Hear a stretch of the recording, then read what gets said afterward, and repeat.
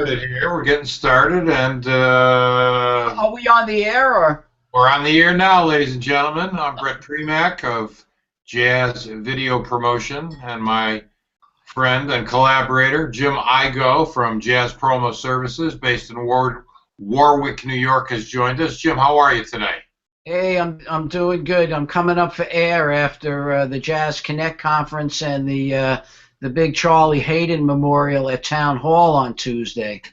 Yeah, let's say a few words about that since you were there. Was it Very moving, very moving. Lots of, I mean, the music was really amazing, and Ruth Cameron Haden, Charlie's widow, really set the tone for the whole event.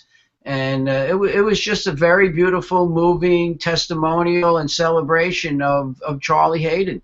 who played? There was quite a bit of music. Pat Metheny opened up with playing some beautiful solo acoustic guitar. Michael Rodriguez, the trumpeter, well, he actually opened with a unaccompanied solo trumpet piece. Then there were, performances and kind of testimonials from an array of colleagues of Charlie's from over the years. The bassist Putter Smith from California, who would sub for Charlie at Cal Arts whenever Charlie couldn't make it, really had, some great anecdotes about, Charlie and being a bassist, and the great New Orleans pianist Henry Butler sang a beautiful, deep baritone version of Deep River, and Ornette couldn't be there, unfortunately. He wasn't feeling well, and DiNardo came and spoke very movingly about Charlie's involvement with his father and himself as well. I think they, what was it? What recording was it? The Empty Foxhole. He's on that, and he was like 10 years old or something, if I recall. And so DiNardo had some very moving things to say, and then there was just a parade of great artists coming out. Lee Konitz and Brad Maldau, who also spoke very frankly and candidly about his addictions and Charlie's help with that. It was very moving. And then Kenny Barron, Joshua Redman. Josh Redman also said some very, very, honest and frank things, that his father, Dewey, who played for many years with in that group, he didn't really know his father. He only knew his father through the recordings. And later he had met Charlie Haden, and he told Charlie how much, he says, it was through that music that he learned to love his father. It was very, very, very moving stuff, and not something I wasn't, I don't think the audience was really expecting, And DeJohnette was there. He played with Josh Redman and Kenny Barron, and there was some other speakers. There was a professor from Georgetown University who showed another side of Charlie Haden.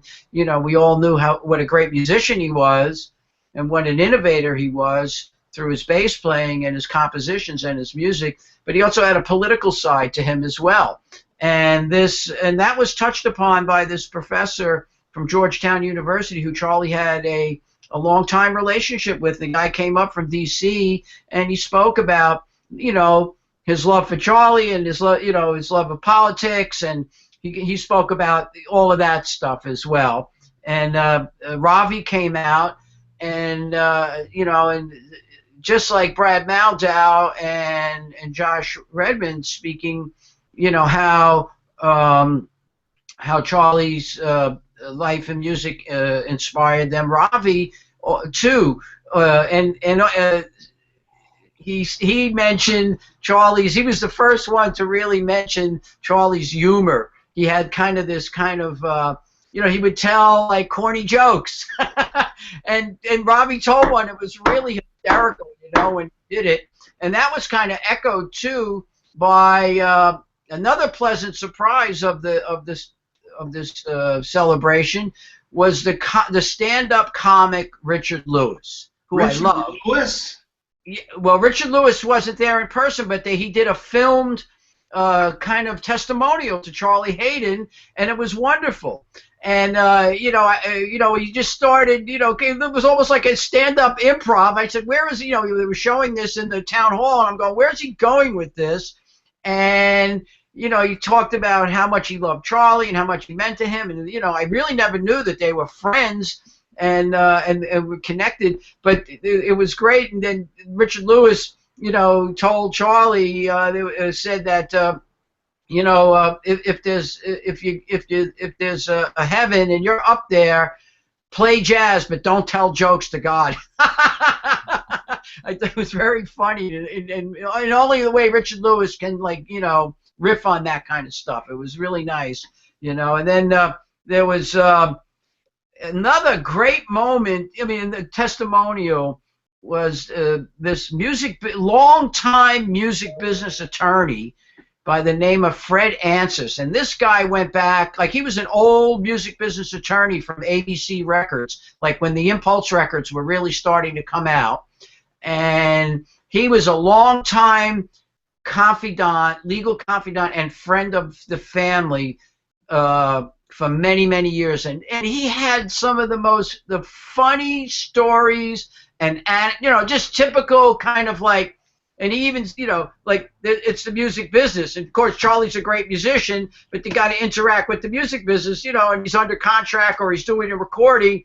So, and Charlie, would, he was, would call the label all the time asking for Fred or somebody else at the label, "Hey, man, got any bread?"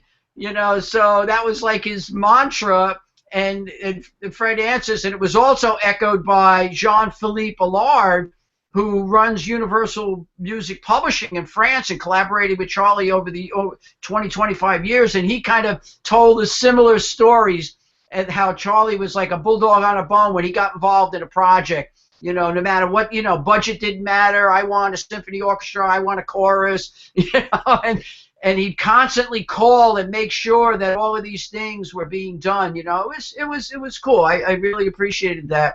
And then there were other performances. Gonzalo Rubalcaba, the great Cuban pianist, played a really, really, really stunning solo piano piece for Charlie. And then Quartet West came out with Alan Broadbent and Ernie Watts, who's just a tough tenor player.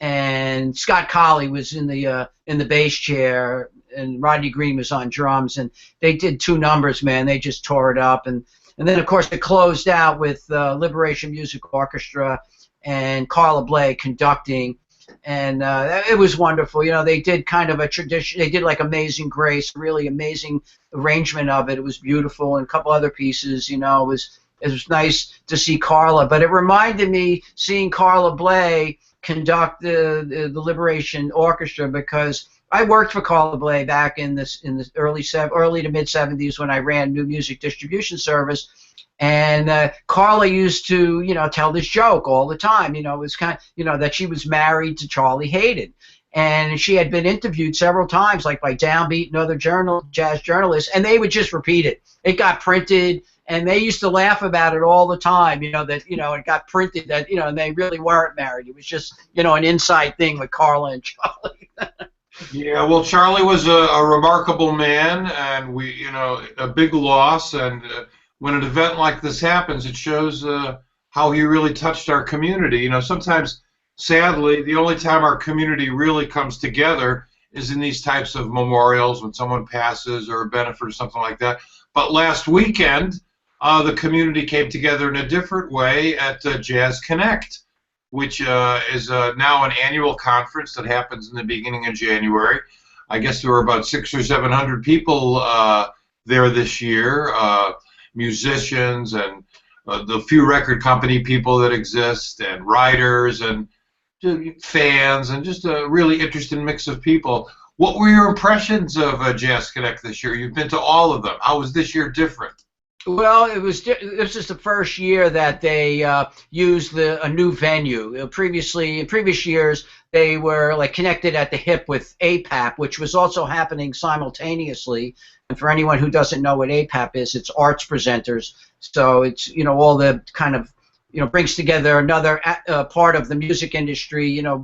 Talent buyers, festival producers, people like that. There are many showcases. It's all the disciplines. It's not just jazz. I mean, it's theater, it's dance, it's performance, it's music, and every style of music as well. So this was the first year that Jazz Connect disconnected from APAP and the Hilton and moved it over to St. Peter's Church, which is a wonderful venue, by the way, and a very important venue in New York City that ministers to the jazz community, and everything worked out really well. I mean, there were, I guess, 600 or 700 registrants for the conference, and everything that I managed to attend, and panels and workshops were all really informative and well done, and I couldn't get into everyone, but there was just a lot of really good stuff, and there was a great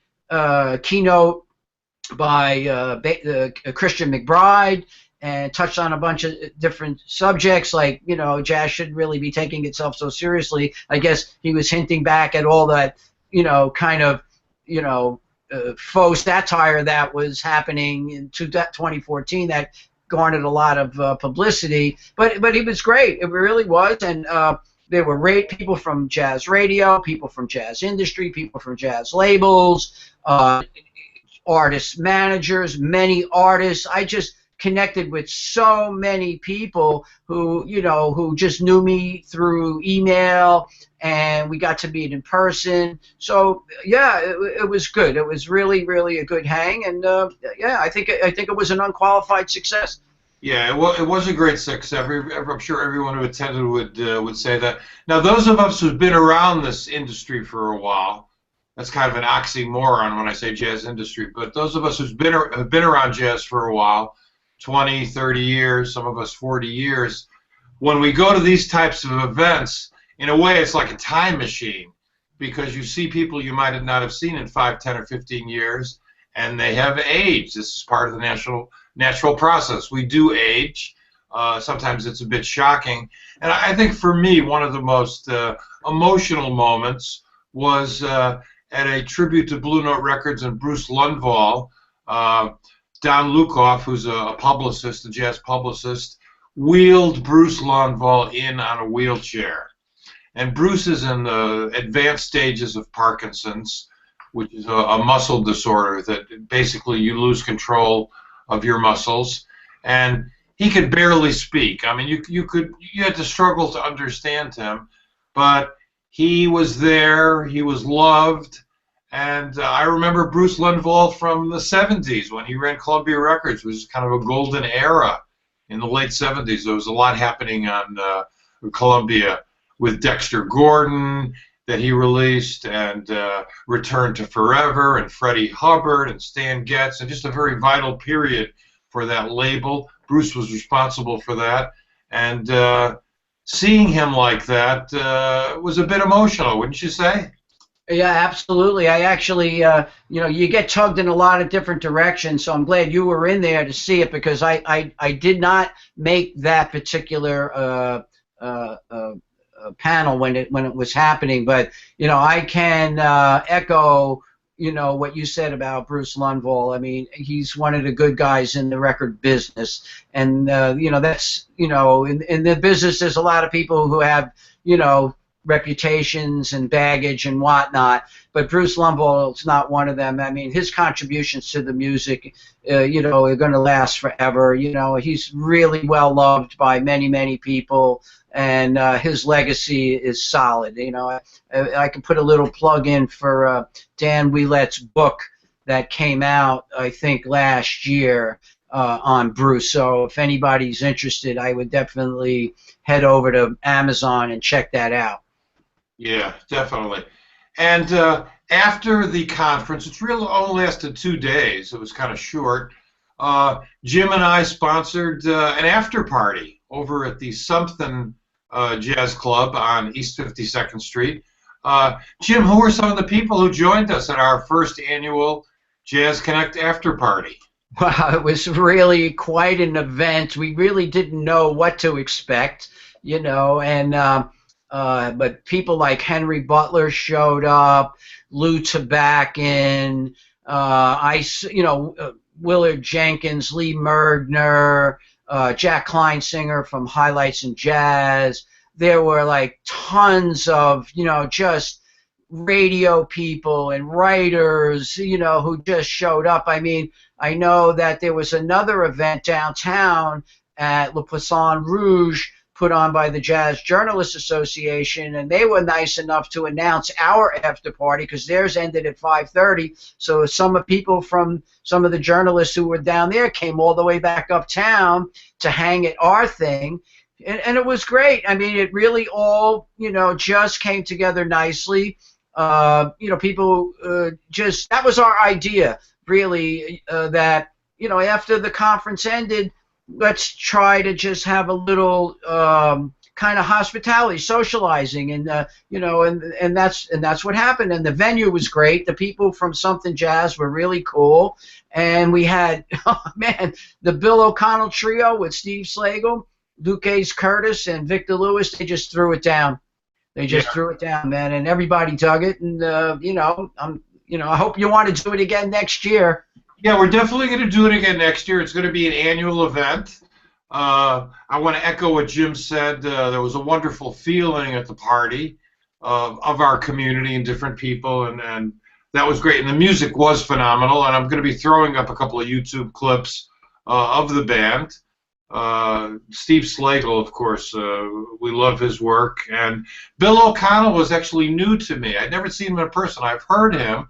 He did play with Sonny Rollins for a while, and he's done a lot of work in Latin jazz, but he was just phenomenal. Luke A. Curtis, who's from Hartford, a student of Jackie McLean, who demonstrated he's one of the best young bass players on the scene today. Just phenomenal. And a master drummer, Victor Lewis, who I first got a chance to hear with Woody Shaw back in the 70s, and I've heard him with John Hicks, and just in many, many different configurations. He played with Sonny Rollins a few years ago. Just a guy who can play anything and do it great, do it well. So it was a very joyous event. Absolutely, yeah, and I think I'm going to echo what you said, Brett. And it's going to be an annual event, and I'm looking forward to Jazz Connect 2016 and the second annual unofficial Jazz Connect after party. Yeah. So this has been Brett Premack and my friend Jim Igo talking this week in New York about Jim was attending the Charlie Haden Memorial and also Jazz Connect. Jim, thanks for joining us today. Pleasure, Brett.